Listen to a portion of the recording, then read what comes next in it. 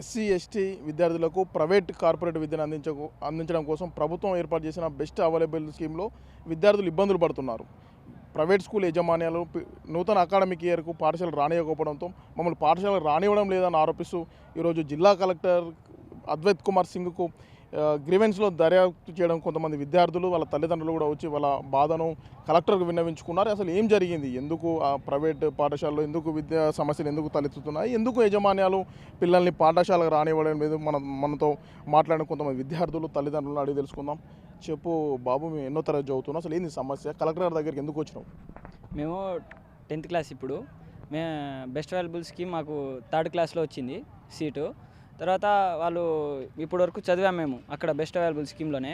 ఇప్పుడు 10th మేము school start అయినాయని మేము స్కూల్కి వెళ్తే వాళ్ళు మీ బెస్ట్ అవైలబుల్ స్కీమ్ మా దగ్గర డబ్బులు రావట్లేవు, మేము స్కూల్లో రానియము, కావాలంటే మీరు ఫీజు కట్టి లోపల రావచ్చు అంటున్నారు వాళ్ళు. మీరు చెప్పండి, ఎట్లా మీరు ఆల్రెడీ 3rd క్లాస్ నుంచి 9th క్లాస్ వరకు చదువుకున్నారు, ఇప్పుడు 10th క్లాస్ పిల్లలు కూడా రానివ్వట్లేదు, నిజం ఇది వాస్తవమేనా? అసలు ఎందుకు? వాస్తవం ఇది. మా బాబుకి 8th సీట్ వచ్చింది బెస్ట్ అవైలబుల్ స్కీమ్లో. ఇప్పుడు 10th కానీ స్కూల్ రీఓపెన్ అయ్యి ఇప్పుడు వాళ్ళకు ఫండ్స్ రావట్లేదని తీసుకోవట్లేదు. లాస్ట్ ఇయర్ బుక్స్లు మెటీరియల్ గిట్ల ఏమి ఇస్తలేరు. ఈ సంవత్సరం కొంచెం 10th క్లాస్ కాబట్టి అందరినీ 10th క్లాస్ అని కాకుండా అందరినీ ప్రభుత్వం స్పందించి ఇది కొంచెం తీసుకోవాల్సిందిగా మనవి. చెప్పు, ఎన్నో తరగతి చదువుతున్నావు, మీకు సమస్య ఏంది, ఎందుకు మీరు స్కూల్కి పోతున్నావా, వాళ్ళు రానియట్లేరా, అసలు ఏ సమస్యలు నీకు ఇబ్బంది అనిపిస్తుంది? నేను ఇప్పుడు 10th చదువుతున్నా, నేను అబ్బాయి స్కూల్లో చదువుతున్నా.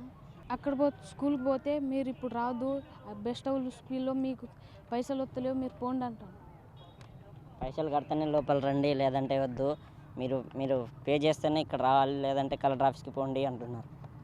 మరి ఇప్పుడు ప్రధానంగా ప్రభుత్వానికి ఏం చెప్పదలుచుకున్నావు, నీకు ఏం కావాలి? ఇప్పుడు మాకు చదువుకోవడానికి ఫీ పే చేయాలి ఆడ స్కూల్లో, అది అండ్ మెయిన్ మాకు స్కూల్లో రానియాలి. మొత్తం ఎంతమంది ఉన్నారు? మేము అటు ఇటు 40 మంది ఉంటాం. 40 మంది కూడా సేమ్ సిచ్యువేషన్. స్కూల్ పోయినాం. ఏమన్నారు? అప్పుడు 9th పోతే మీ ఫండ్స్ రాలే, మిమ్మల్ని ఇంటికి పంపిస్తాం అన్నారు. తర్వాత ఇప్పుడు ఆ స్కూల్ అయిపోయింది, మళ్ళీ ఫోన్ చేస్తే మీ ఫండ్స్ రాలే, మీరు పోయి కలెక్టర్ని కలవండి, ఇట్లా ఫండ్స్ రాలే అని చెప్పండి అని అన్నారు. అయితే సార్ దగ్గర వచ్చాం, సార్ ఏమో చెప్తాంలే అన్నాడు. అయితే నిరుపేద ఎస్సీ ఎస్టీ విద్యార్థుల కోసం ప్రైవేట్ కార్పొరేట్ విద్య అందించడం కోసం ప్రభుత్వం అమలు చేస్తున్న బెస్ట్ అవైలబుల్ స్కీమ్ కింద ఎంతోమంది విద్యార్థులు ఇబ్బందులు పడుతున్న పరిస్థితి కనబడుతుంది.